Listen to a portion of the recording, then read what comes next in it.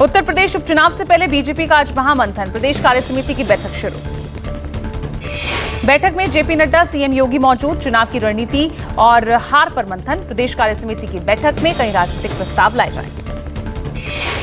सूत्रों के मुताबिक सांस्कृतिक राष्ट्रवाद के एजेंडे पर बीजेपी बढ़ेगी आगे। यूपी को उत्तम प्रदेश बनाने के साथ ही विपक्ष की प्रोपेगेंडा की पोल खोलने का संकल्प लेगी बीजेपी।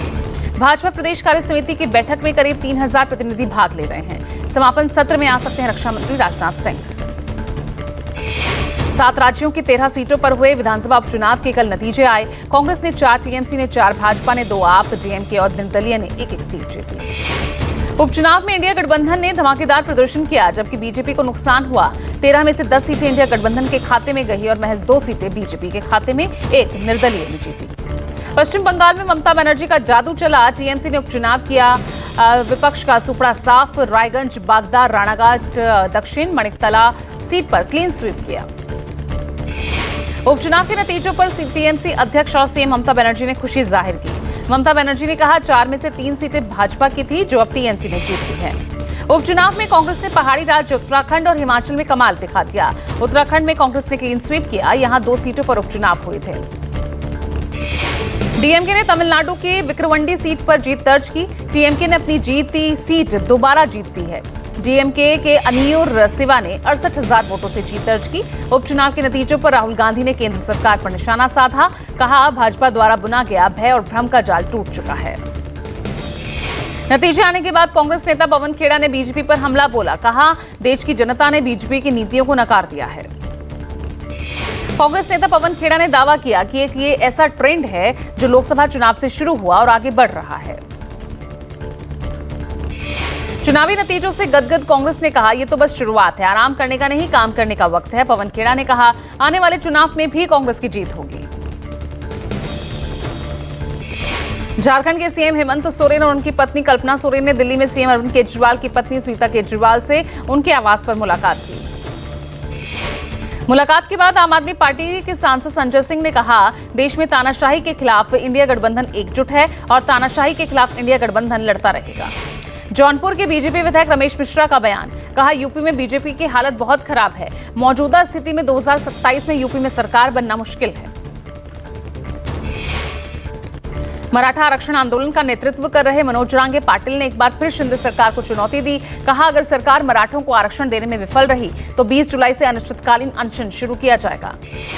मनोज रांगे ने अगले आंदोलन के लिए मराठों को मुंबई में इकट्ठा होने का आग्रह किया। छत्रपति संभाजीनगर में एक रैली को संबोधित करते हुए कहा कि अगर उनकी मांगे पूरी नहीं की गई तो जालना 20 जुलाई को विरोध प्रदर्शन फिर से शुरू होगा।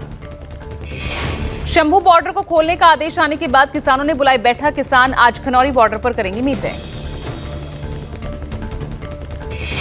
पंजाब हरियाणा हाईकोर्ट द्वारा शंभू बॉर्डर को खोलने का आदेश दिए जाने के बाद अब किसानों ने अपनी अगली रणनीति पर काम करना शुरू कर दिया है।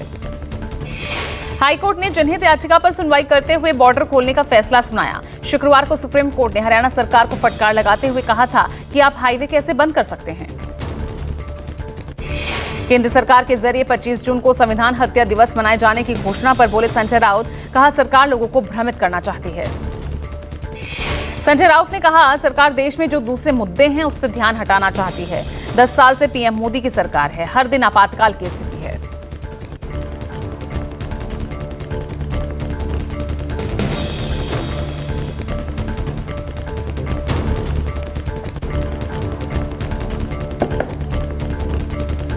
ध्यान हटाना चाहती है। आपातकाल को हो गया 50 साल, एक जनरेशन खत्म हो गई।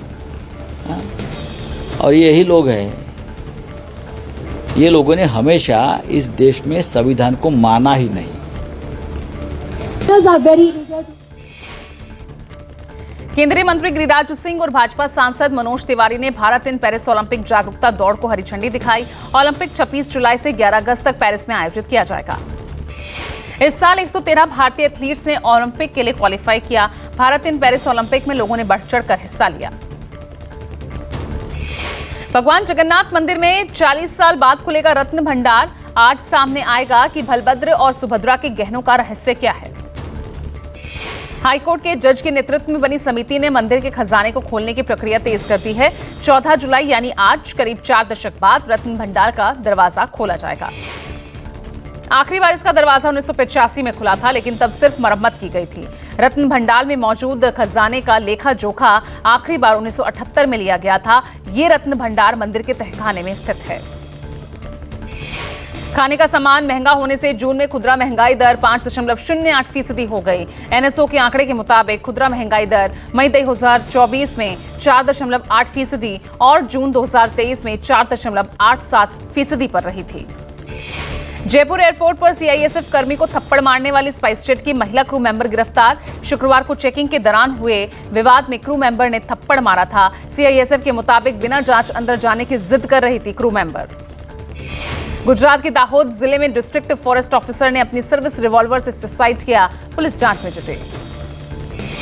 यूपी के फतेहपुर में एक हैरत अंगेज मामला। एक शख्स को 40 दिनों में 7 बार सांप ने काटा। डॉक्टरों के मुताबिक कई बार जहरीले सांप के काटने से शख्स के अंदरूनी अंगों पर बेहद बुरा असर पड़ा।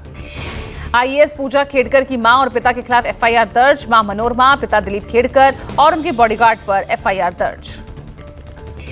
खेड़कर की मां पर हाथ में पिस्टल लेकर धमकाने के मामले में एफआईआर दर्ज। पुणे ग्रामीण के पौंड पुलिस स्टेशन में एफआईआर दर्ज हुई।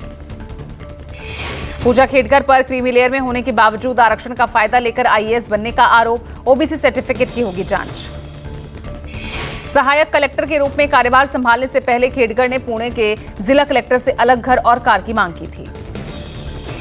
घर की मांग के साथ पूजा खेड़कर ने सायरन वीआईपी नंबर प्लेट और निजी लग्जरी गाड़ी पर महाराष्ट्र सरकार का स्टिकर लगाने की मांग की थी। मध्य नेपाल की त्रिशूली नदी में लापता 2 बसों की तलाश जारी। कल की तुलना में जलस्तर कम हुआ। भूस्खलन की चपेट में आई 2 बसें नदी में बह गई। 7 भारतीयों की मौत, 60 से ज्यादा लापता।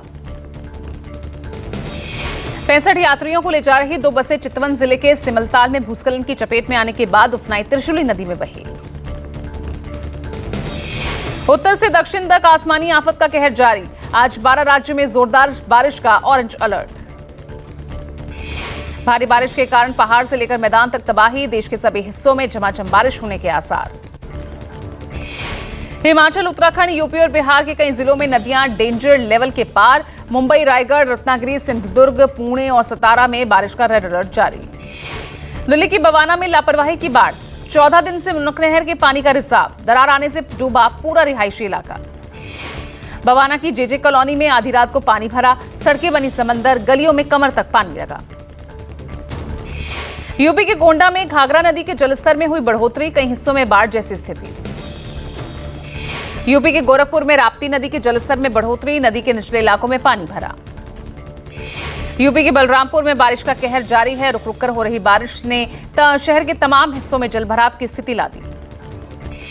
बिहार के पटना में लगातार गंगा नदी के जलस्तर में इजाफा। लगातार हो रही बारिश से गंगा नदी उफान पर। मध्य प्रदेश के कटनी में भारी बारिश के चलते मिशन चौक इलाके में पुल के नीचे जलभराव। भारी बारिश के चलते लोगों को आवाजाही में परेशानी। मध्य प्रदेश के छतरपुर में भारी बारिश। सड़कों, सरकारी कार्यालयों में जलभराव। यूपी के मुरादाबाद में भारी बारिश। सड़क पर बाढ़ का पानी आने से लोगों की समस्याएं बढ़ी।